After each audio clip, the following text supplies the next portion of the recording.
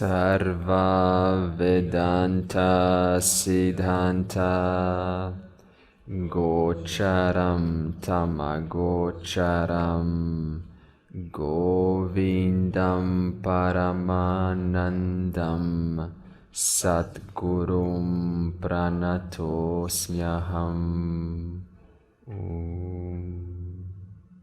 So we have addressed the three measures of progress.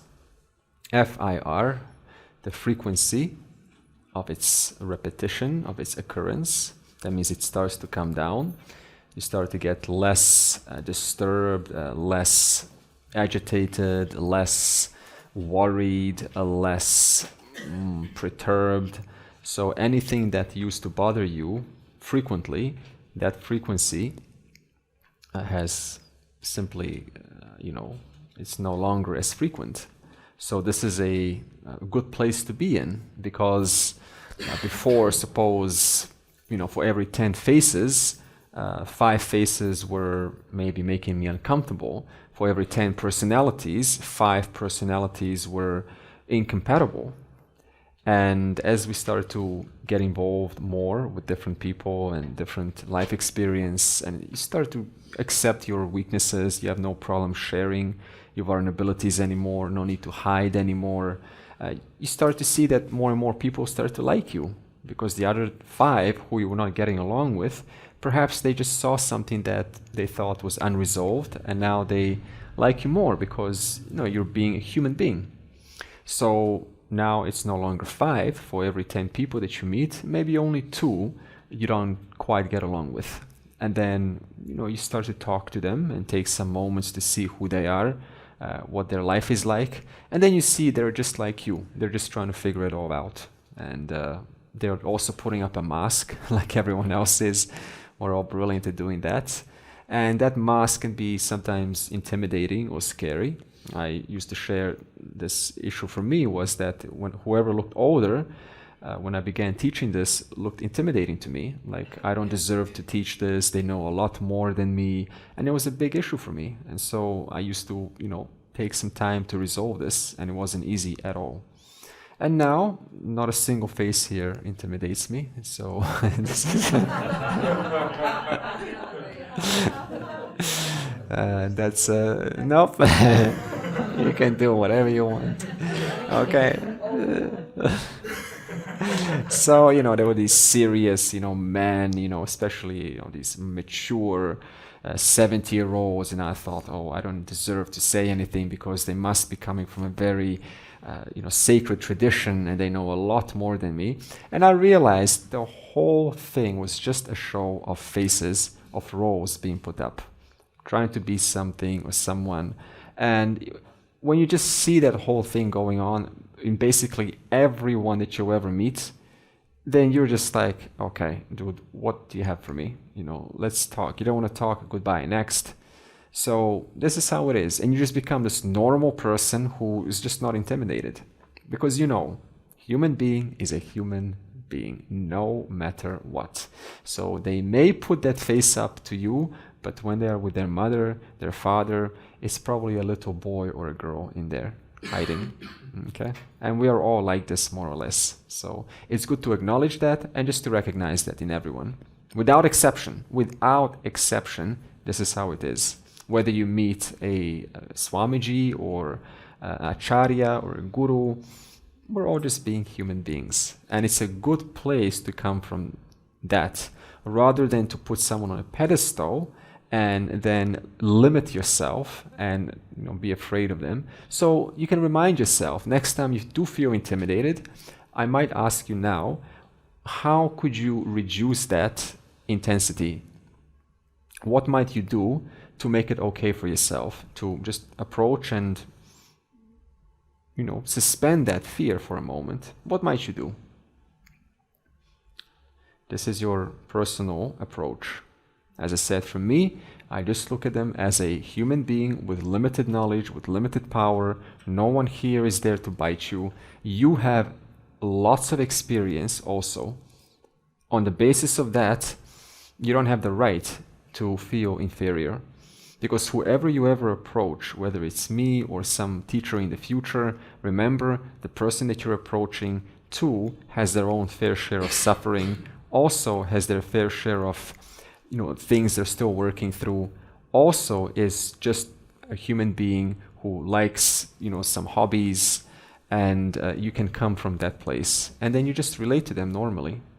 And if you still feel a little bit scared, then reason it out, but just know they're not that dangerous, intelligent, godly figure that you think. This is our projection.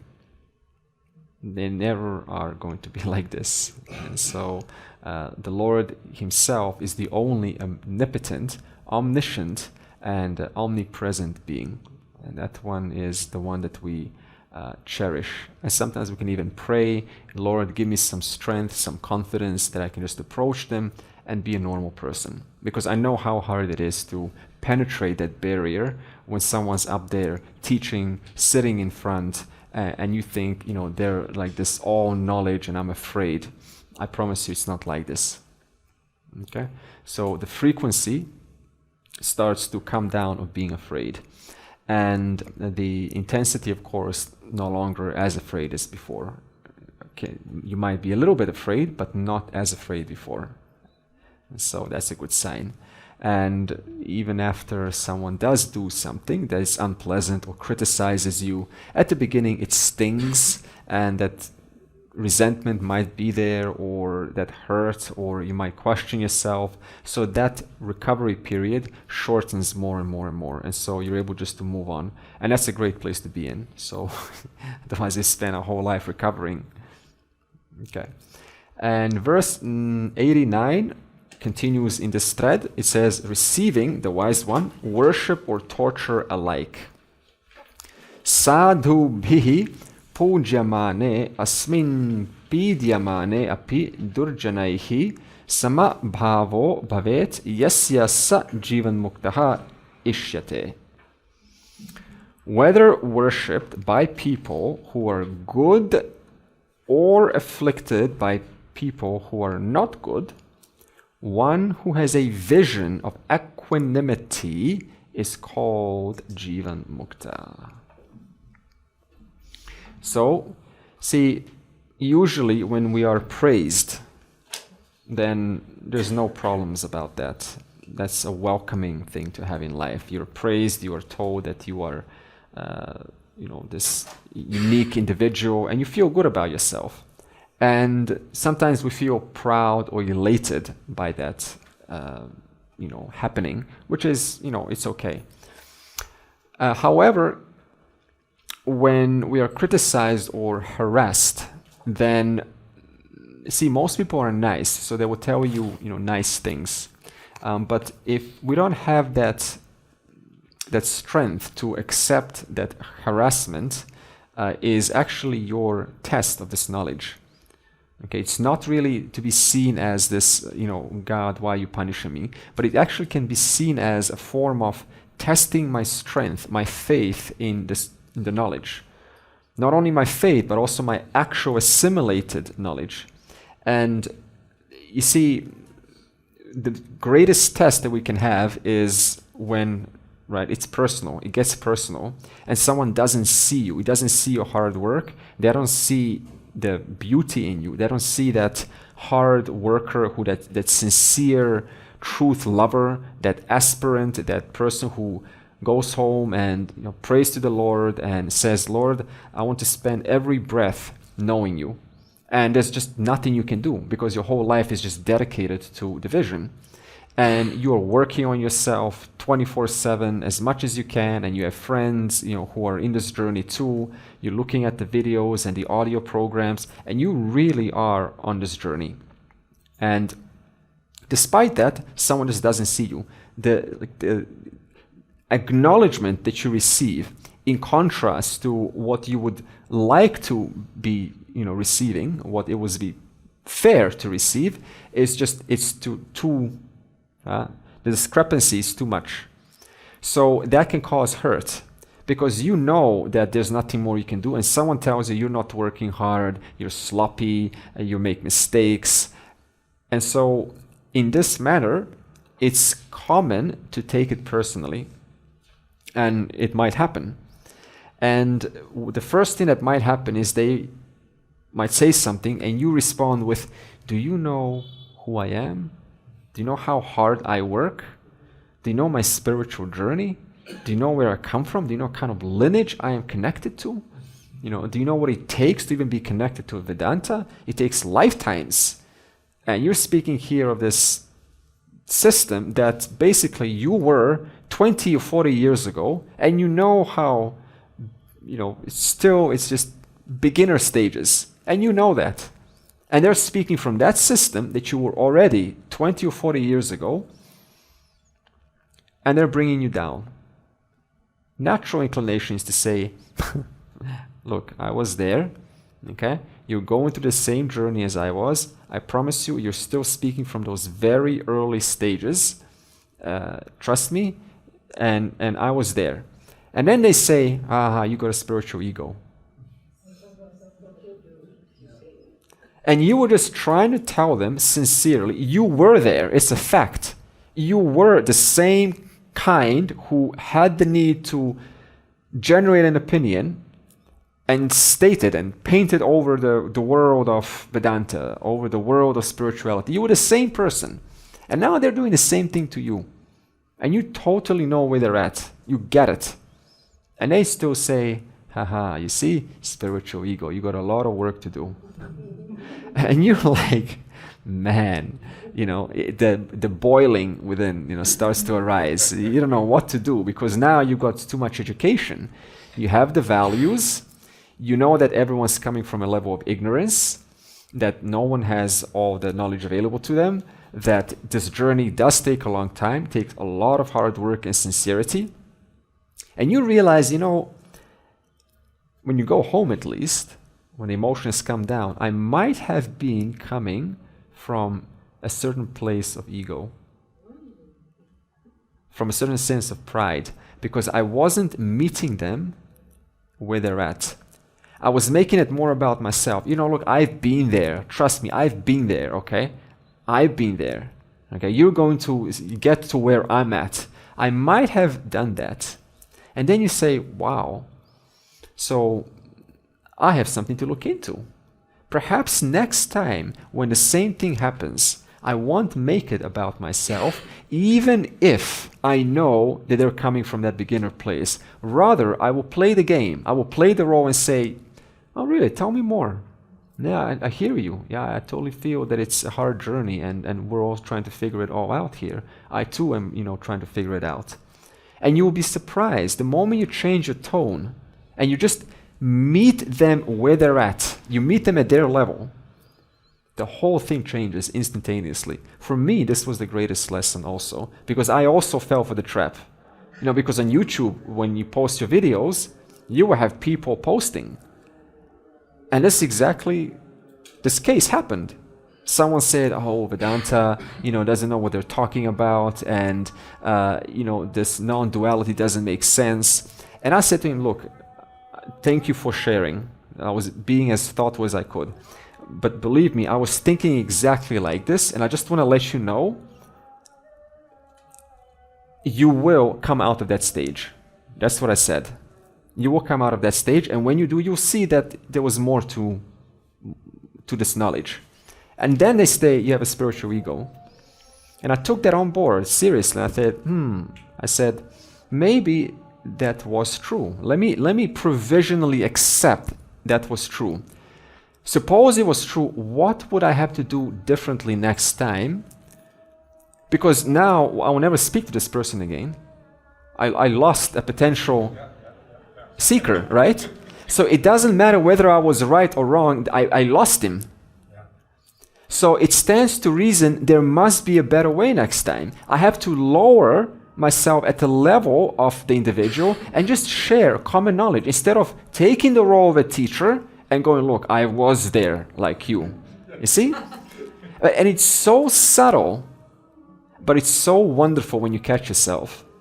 And from that moment on, it doesn't happen anymore. I hope, and I'll do my best that it doesn't happen again. Okay? And if it does, I tell you, I'll catch myself. And we all need to catch ourselves like this because it's something so innocent. It's so easy to dismiss a YouTube comment. Some person sitting on the other side of the world at a computer probably doesn't meet others, probably doesn't get involved or go to retreats. It's so easy to dismiss them. But I never do this because I recognize every single person who does this is your golden moment of change. If you just take a moment. And so, if I ask you, by whom were you changed more? By those who gave you compliments and said wonderful things about you, which is also healthy. We all, need this once in a while. Or those who came off as harsh, initially harsh. But if you look deeper, there was something precious, something treasure. There was a treasure in there. Who made more difference in your life? Yeah. Probably both, but certainly there's something about when you receive that sting that you can work through it. And so this is a beautiful example of using these random moments and they happen rarely, maybe once every 3 months or 4 months or 5 months, and someone new face comes and you're like, it's that face again. It's that personality again. Every couple of months or time, it's there. Every single time, you have a chance to resolve it. Okay? Therefore, they stay balanced no matter what, not because they're Jivan Mukta, but because they work at it. They catch themselves because they are sincere and they want to lower this sense of making it about those residual notions, making it about me. You see? So this is what we call, what it means to say one is of humility. There's no need to say one's enlightened, therefore they get it all right every single time. The only one who gets it right every single time is Ishvara. The rest of us, whether wise or unwise, we will make mistakes. And thus, and now when praise comes, how do they look at this praise? Well, if I have both punyam and papam, then praise is just paying off. It's my punyam, just paying off. Thank you. Thank you for finally arriving. I was waiting for you. Now you have made my life a little bit better and brought, reignited that hope that things are going well. And then how do they handle papam? I'm just exhausting my papam. That's all that's happening. It's finishing up. This, which was meant to finish up, it's better to have it finish up today than tomorrow, because it will finish up eventually.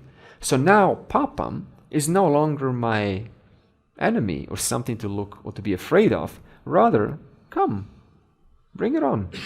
Like in a very gentle, mature way, not like, come on, bring it on, I'm bigger than life. But just come, because I would rather want to experience papam today and enjoy myself when I'm older. Then use all that, that young youthfulness and, I'm so free. But then old age kicks in and now the mid-age crisis comes and suddenly they discover that, there's so much more to life. Let me rather suffer now and leave me alone tomorrow. So this is... so this is it's a possible philosophy how you can look at it. Okay, so therefore, because everyone gets their share of punyam and papam equally, you no longer take it personally because it's not about you. This is how the system is set up. Everyone, whoever is born, will have fair share of sufferings, pains, and pleasures. And those who you see and might envy and say they're having such a good life, their life will not be like that forever. They will have too their moments. You're just having the down moment, they're having an up moment. Then they will have a down moment and you will have your up moment. So it's a constant up and down, a life of dvandva, opposites.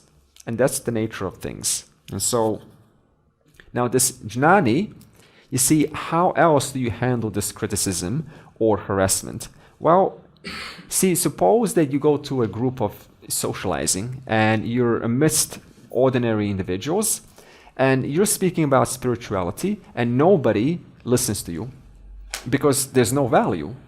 Should you take that personally? No, because they're just not there. Once upon a time, you too would have not listened to someone who was there. So this means that, hey, my value, my time is not spent to those who do not want to listen. My time, my presence belongs to those who do want to listen. And so you get really kind of narrow, where do I hang out and with whom and for how long? And if you do not want to listen to the highest knowledge in the universe, that's not my concern, because your time is not ready, but it's not personal anymore, because we all go through this journey together, and everyone eventually gets there. And so the real value for you becomes your presence. The fact that you are looking for the truth, the fact that you have found the truth and now you're developing that, assimilating, that's your real value. So your mere presence becomes the real value in the world. And whoever happens to be associated around you, you just say a few words here and there, maybe recommend them, maybe say, I went to Vedanta. That's all you say. You not even explain. They will, of course, ask you, what is Vedanta?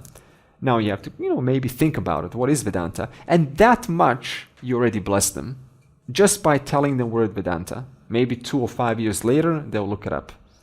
So, not much is required except your presence and your honesty. Like, what were you doing? I was at Vedanta retreat. That's all. Yeah, I even get a lot of complaints like I'm getting boring and I don't join the party. So it's not even about spirituality. It's about the old me that they used to hang out with. They miss that one. And they want to do all kind of stuff with me that I'm no longer interested in. Yeah. Like going out for drinking for a whole week on Ibiza. No. Yeah, and so you're being true to your stage of life, and they're being true to their stage of life, and you got to set boundaries. Okay?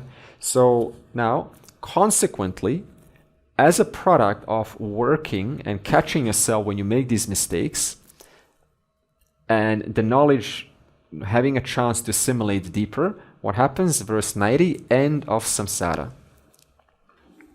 Vijnata brahma tattvasya yatha purvam na samsmrtihi asti chet na sa vijnata brahma bhavaha bahirmukhaha. For the one who knows the nature of Atma, being Brahman, there is no samsara, a life of becoming. If there is samsara, he or she is not the one who knows the nature of Brahman, but is an extrovert. So, see, the word samsara, let's define that. Samsara doesn't always mean birth and death. Because, see, if there's only Ishvara here, where's the question of birth and death? So it doesn't really make sense to say samsara is the constant birth and death. This is a popular definition. But in Vedanta, we always have to make it more specific. So you had your chance with birth and death term. Now let's redefine. Samsara just means this one reality. All that is here is one. Due to my error, I see it for what it's not. And then I get attached to those forms. In other words, identifying with the body-mind and then pleasing that body-mind with different offerings of the world. Then it becomes samsara. Otherwise, if you say that samsara is birth and death, and this world is samsara, that means that the jnani is also experiencing samsara, because there's the world. There's no samsara for you, for an ordinary person, nor for the jnani. It only becomes samsara when I turn objects into the final end of life. And so, consequently, one goes on the seesaw of pain and pleasure seeking, and they start to lean on circumstances and people, and then unable to enjoy simple things of life. Now, I need something huge in my life to make me happy. I need big events, big parties, big loud things to just invoke a little bit of that joy. Why? Because I'm constantly using and leaning on objects. And every time we lean on an object, it drains you. And so the person being so drained, they need to amp up their amount of, involvements in life. Either way, there's no samsara here. There's only Ishvara. Even the word samsara is just another term for the ajnani. The ajnani who sees the world as individual existences to which I have to attach myself and extract some joy.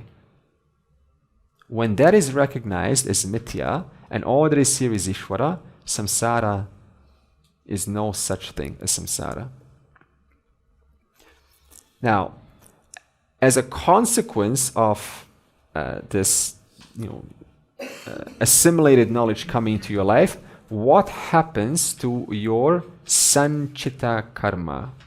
And it says here it is annulled, and I'll explain what sanchita is. So, verse 91.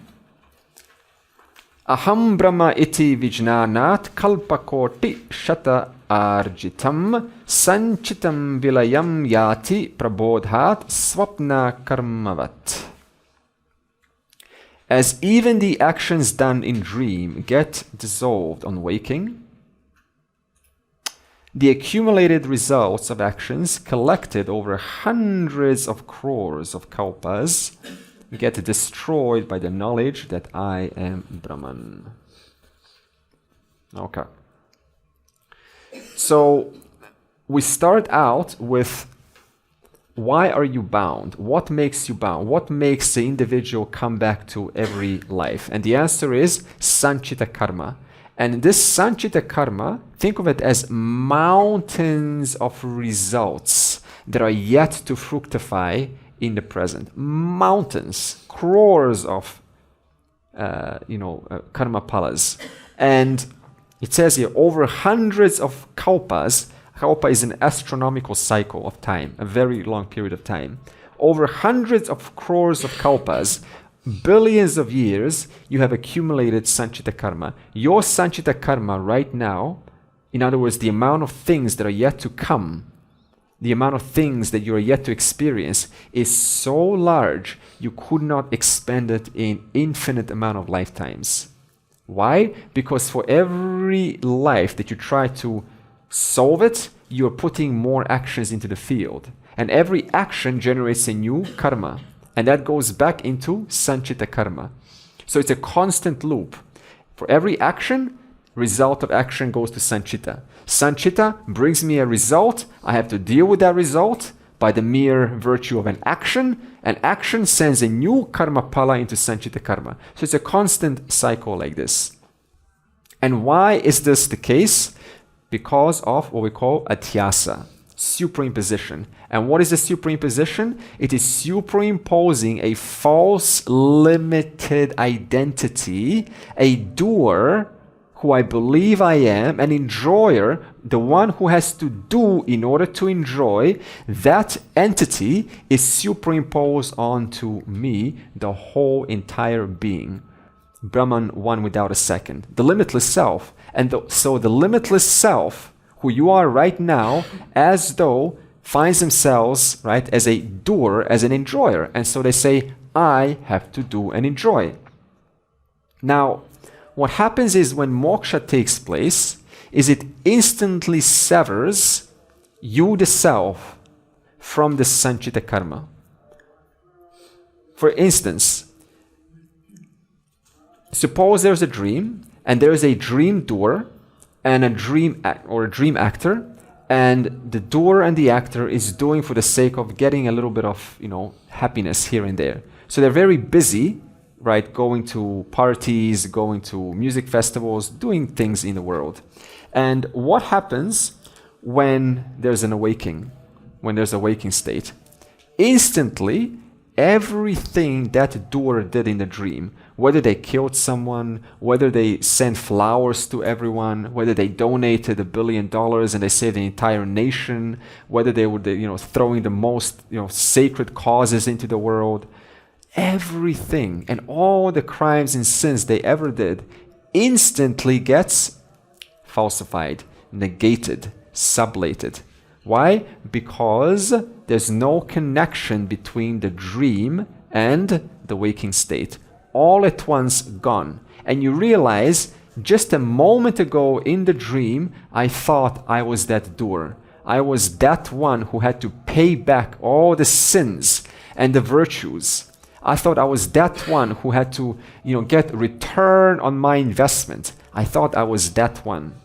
Now that the dream has gone, instantly I recognize all along while this dream was going on, and I was convinced I was free throughout that entire period. And so, like that, when you wake up and you negate this waking state, you negate this doer, this waking state doer enjoyer, through the knowledge of its own truth, then what happens is instantly at once you see that there is no actual doer here, no actual enjoyer, because that's an individual entity that you believe is real. It's like taking a rope for a snake. You believe it's an actual entity with its own individual existence. And you say that one has their prarabdha karma, has sanchita karma. Because of my incorrect vision, I take this entity as independently real, and yet as independently real. And yet this entity is nothing but Brahman, who is actionless, who never does anything, who is all pervasive, who has no karma on his account. Now, the only difference between the waker, when you wake up, the entire dreamer and the waker is gone. Like the entire world, and that dreamer and waker is gone. When you wake up in this waking state, what happens? See, let me pause here. When I say wake up, do not allow the mind to now imagine and take a dream example, and now it wakes up to some new reality, and now suddenly it sees, sparkles and sunshine and light over everyone's head, and now you're like Jesus sitting in the green pastures with all the animals surrounding you, and all the animals are not afraid of you anymore because you are so liberated. Do not allow the mind to imagine this. When I say when one wakes up in the waking state, that means that you recognize the truth of the waking state. Just like recognizing the truth of the pot. It's simple as that. It's a satya-mithya relationship. So the difference between waking up from a dream is that doer completely disappears. When one wakes up in this world, in this waking state, nothing disappears. It remains exactly the same. Still there is a doer, still there is an enjoyer, still the doer has to do, the enjoyer has to enjoy, still. Just the ontological status of the doer-enjoyer changes from satyam into mithya. That's it. Okay? Now, the question is, why? Why do things remain the same? How do we logically show that when moksha takes place, nothing changes? Because there is a notion in the spiritual world that says, when you become a jnani, when you remove ignorance, everything changes. Suddenly there's a halo and there's world changes, and I'm living in heaven on earth. So we have to logically show that is not what moksha is. And how do we do this? We do this using a methodology. So when it comes to understanding reality, we make two mistakes. And the first one is, now when you correct those mistakes, this is what happens. The first error, corrected in reference to something that has empirical basis. Error corrected in reference to something that has an empirical basis. And number two, error corrected in reference to something that has no empirical basis. Now, this is a little bit of a technical term. So, the first one we will call sopadika atyasa, and this one is nirupadika.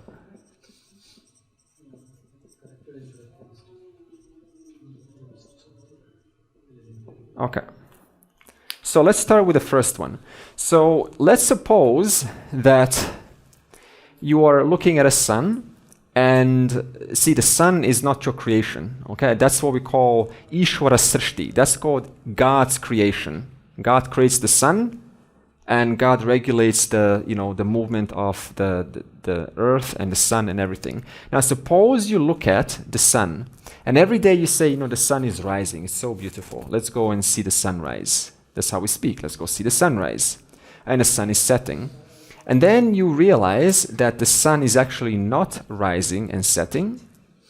And then what happens? You've corrected an error in reference to the sun, which has an empirical basis. When I say empirical basis, it means it is empirically true. It's a shared reality. So empirical basis just means shared reality. And I corrected an error in reference to that. Now, when I do that, what happens to the sun? Does it suddenly stop rising? Nothing changes, because I didn't create the sun. Only my conclusion changes about the sun. So I can still appreciate the sun, enjoy the sun rising and setting, but behind my enjoyment of it rising and setting, I cognitively recognize my conclusion has changed, that though it appears like it's rising and setting, it is not rising and setting. So this means I have negated an error in reference to something that I observe that has an empirical basis. Towards Ishvara Srishti, I've corrected an error towards God's creation.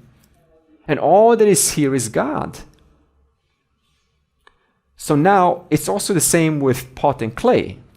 When I look at a pot and I talk about a pot and I play with a pot and it's all pot left and right, when I correct an error towards something that has an empirical basis, then it still remains a pot.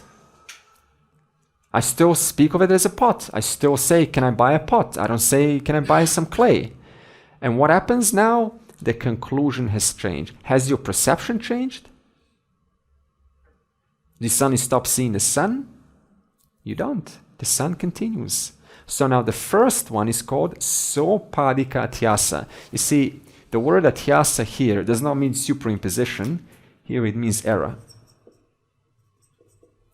And sopadika is sa, that means with upadi.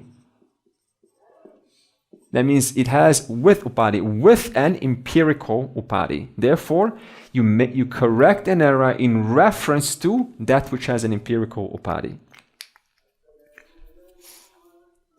Now, what about when you correct an error in reference to something that has no empirical upadi? What is this example? Like a snake. Like you see a snake. Is that snake collectively shared, unlike a sun? That snake only belongs to one single mind. Or at night, I'm walking and I see, a body shadow on there. There's some light shadow from the post, and it's reflecting, and I see like a body shape. And I look at that from a distance, and I instantly assume there's a person standing there. And then what happens? Now I start to contemplate, there's a person there, it's night, it's dangerous, they probably have a weapon, they're hiding there, they're suspicious, who would want to stand so still there? So it becomes an entirely my own personal projection. Another example is a silver in a shell. A silver in a shell, I'm walking on the beach, and then in the distance I see some brightness over there, and then I assume, it must be a piece of silver, it must be like a coin. But then I come over there, it's just a shell that's reflecting the sunlight. But while I saw it from a distance, I didn't see a shell. What I saw was silver. For me, that reality was completely true. Now, when the snake is negated, when an error in reference to something without an empirical basis, in other words, when an error is corrected towards my own subjectivity, what happens to that perception? What happens to the snake? Completely gone. So the perception has completely gone. What happens when I come closer and I see it's not a silver, it's a shell? The silver completely goes away. What happens when I get closer to the shadow? If you even dare, the shadow, the body, the person completely goes away. So this means when it's nirupadika atyasa, when it's based on my own personal subjectivity, and I correct that, then not only does the conclusion change, but also the perception completely goes away. And moksha is not nirupadika atyasa, it is sopadika atyasa. Why? Because the world is not your personal projection. The world is a projection of Maya. So when you correct your conclusion towards Maya's projection, nothing changes. The perception doesn't change, only the conclusion changes. Therefore, do not expect that moksha is going to mean something like a snake, where the world completely disappears, or the body, the shadow, completely disappears. It doesn't. Remains as it is. And so this shows us that, things continue as they are. Now in verse 92, now ask the question, why is sanchita annulled or negated? Yat kritam swapna velayam punyam va papam ulbanam supta uthitasya kim tatsyat swargaya narakaya va. Can the good deeds or the terrible sinful deeds done during a dream be the means to go to heaven or hell for the one who has woken from sleep? Can it? No. So in other words, you see, the money that you made inside the dream, does that money have any value in the waking state? The good deeds you have done in the dream, do you get a reward for that in the waking state? The crime you committed in the dream, do you go to the jail in the waking state? No. So this means that now that I've woken up from this idea that this sanchita belonged to me, it no longer has any effect. Okay, and then verse 93. That one, that means the jnani, is unattached and indifferent to agama karma. Agama karma means future karma. Swam asangam udasinam parijnaya nabho yatha na shlishyate yatihi kinchit kadachit bhavi karma bhihi. Knowing his self as one, unassociated and not being partial, the man of right efforts is not tainted even a little at any time by the future actions like space. Okay. So then it says here, knowing your own self as the unassociated and not taking sides. Now look at this interpretation. Suppose you say, so I don't take sides. My true nature doesn't take sides. Now what happens is, a person who doesn't have the right qualifications, they read this. The self doesn't take sides. So what happens when there's an argument? Someone's wrong and someone's right. And they're like, no, I don't take sides. We're not talking about at the level of the empirical. We're talking at the level of awareness. Awareness doesn't take sides. At the level of the empirical, you got to take sides. Krishna he didn't take the side of Pandavas. He said, I am on the side of Pandavas because they're on the side of Dharma. But you can still say he was on the side of Dharma. So even the Lord takes sides. So what to say of being this person who just, observes and doesn't get involved because I don't take any sides. So you can see the confusion when we superimpose awareness at the level of the body-mind. How we can create a weird person who just becomes apathetic and cold, and the wars are happening, I don't take sides. Something good happens, I don't take sides. What is your opinion? I don't take sides. So And then he says the self is the great permitter. The great permitter, or udasina, the one who never takes sides. He never takes which thought is bad or good. He doesn't judge your thoughts. He doesn't say, no, have a better thought. This is a bad thought. Have a better one. Awareness just lights it up. It is the one who, the great permitter, anumanta, the great permitter, the one who permits everything, whatever action awareness permits, whatever thought awareness permits, no matter how bad or distorted or knowledgeable, awareness permits. It never stops you because it doesn't have arms and legs and a mind to stop. It just lights up like this light in the room. It doesn't stop me picking this up. It doesn't stop me. It just lights up a character who's going like this. It just lights it up. Thus, it is now not tainted even a little at any time by future actions.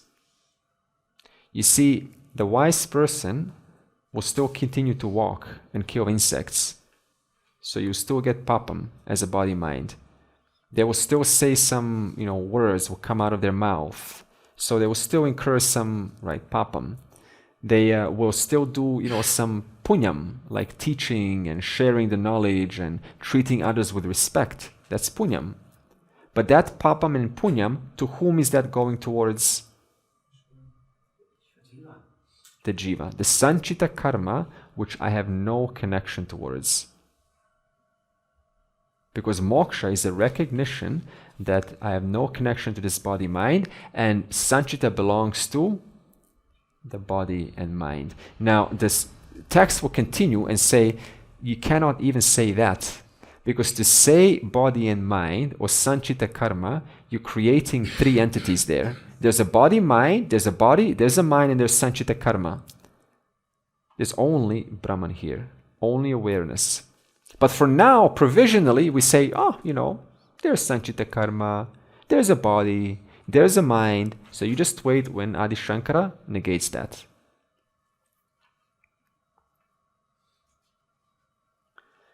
So it then continues, like space that's everywhere, it is untainted, whatever happens in it.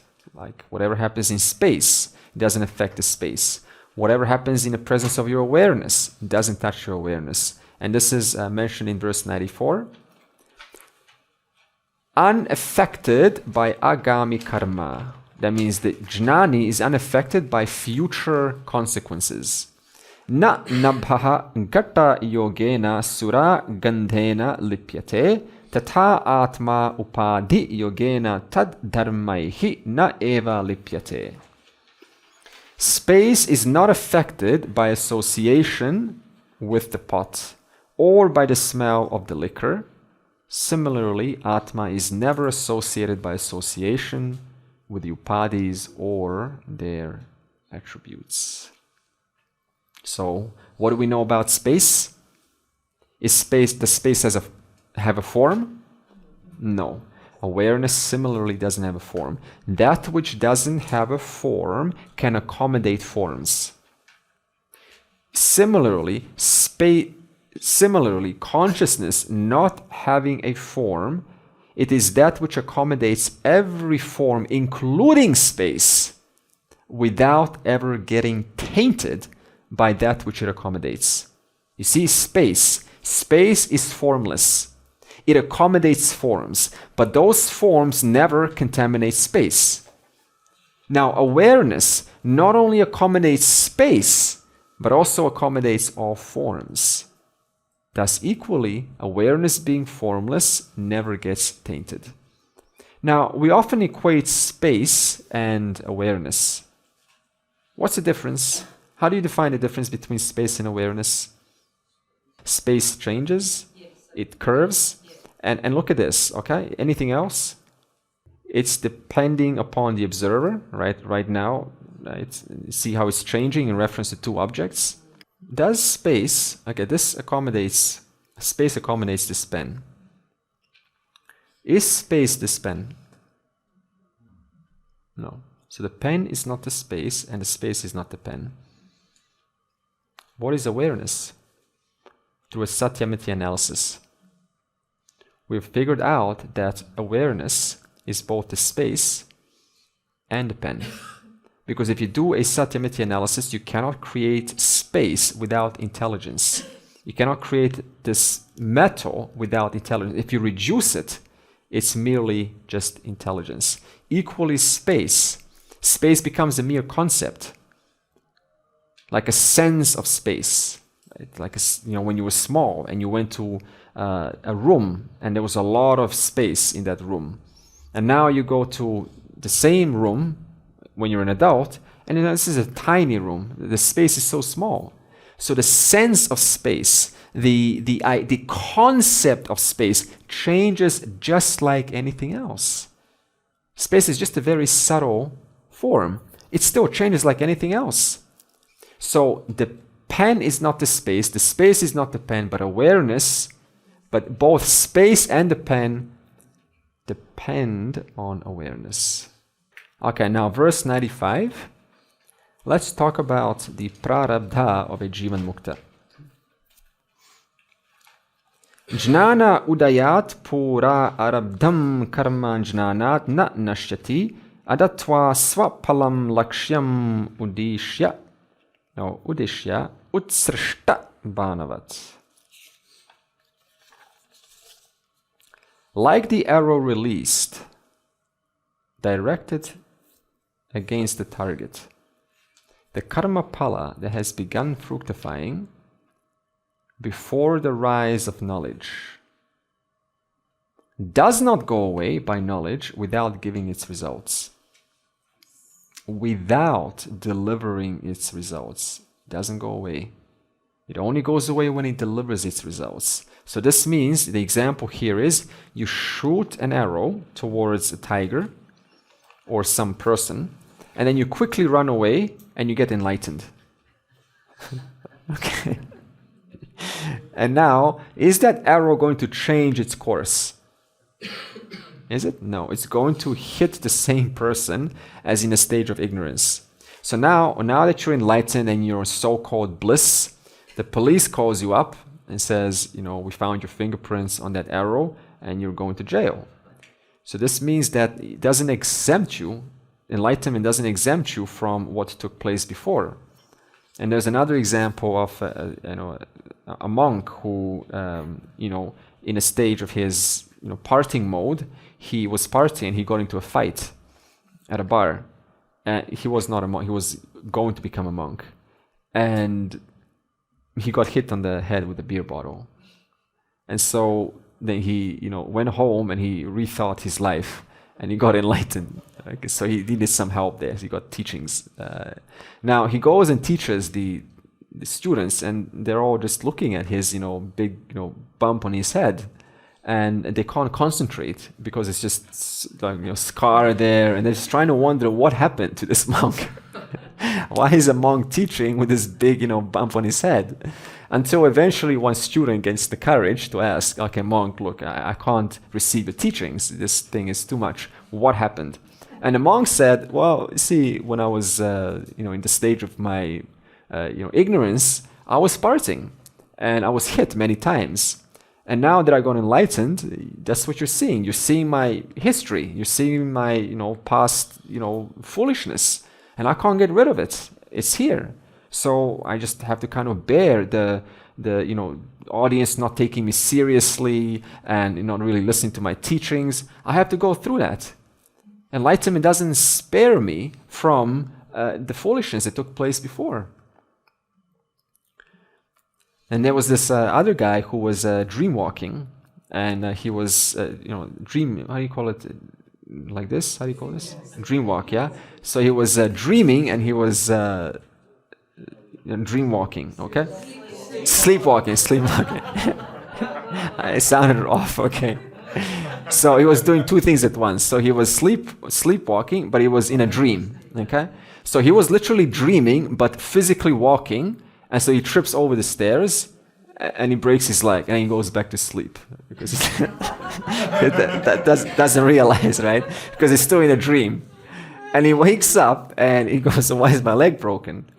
And he looks at the evidence there and sees some blood stains on the stairs, and he goes, "Oh, I was sleepwalking.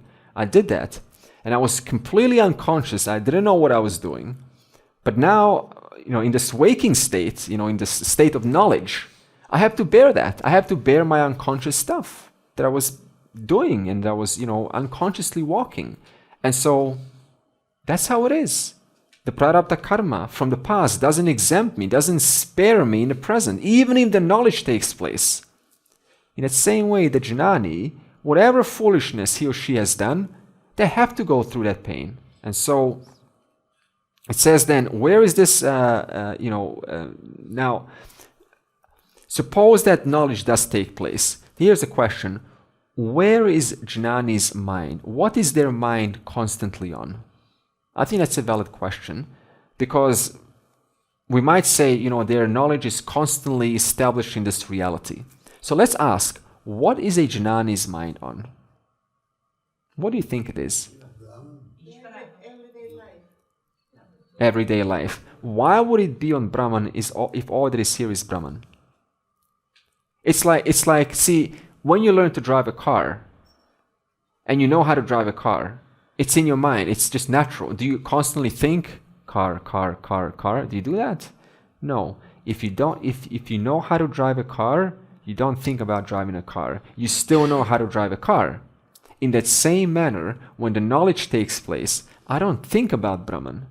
The jnani doesn't think about Brahman, because once the understanding is complete, you let it go, and your mind is naturally on worldly affairs, because all that is here is, basically forms, but you cognitively understand constantly that wherever there is a form, that's where the reality is. I can't argue that, because that's a fact. So I don't have to think about it, because if I think about it or don't think about it, what difference does it make? It's still a fact. Okay? I think it can be helpful that when I wake up in the morning, you sit, do a meditation or do something to evoke or focus on it for a while before going out. Nididhyasanam definitely helps. You can certainly, it's all for the sake of the mind. Yeah, certainly. We're not saying now stop that. I'm not implying that. I'm just saying that a jnani doesn't walk around going, I am Brahman, all the Siva Ishvara. They don't do that. Once the understanding takes place, your life becomes an expression of that mode of understanding. Now, once in a while, when there is a crisis, you may need to bring that knowledge intentionally back into the mind, such as, I am the witness of all this. I am untouched by all this. This is just intelligence playing itself out, and it's been going on eternally, and it will never stop. And this is just one of those many characters that has to go through their fair share of suffering and joys. You might need to remind yourself that. Otherwise, this constant business, this doesn't happen. So, is it the second level that we spoke yesterday from Brahmavid, or the second one? So, yes, you might say that, in the beginning stages, the Brahmavid, they will, have a certain amount of repetition and nididhyasanam and mananam. And again, remember how we said, someone brilliantly pointed out, you can even go back, depends. Let's not look at this as one linear system. Life is not linear. Life is just, like this. So there's a certain stage, and then an unconscious slew of behaviors come, and then you need to remind yourself. And then they go away for a moment because of prarabdha karma. And then you bring in, back into the world. So you have to be flexible. So, yes, so it's not this black or white that their mind is never on Brahman. It might be once in a while, just to help your mind, relax and bring that knowledge deeper.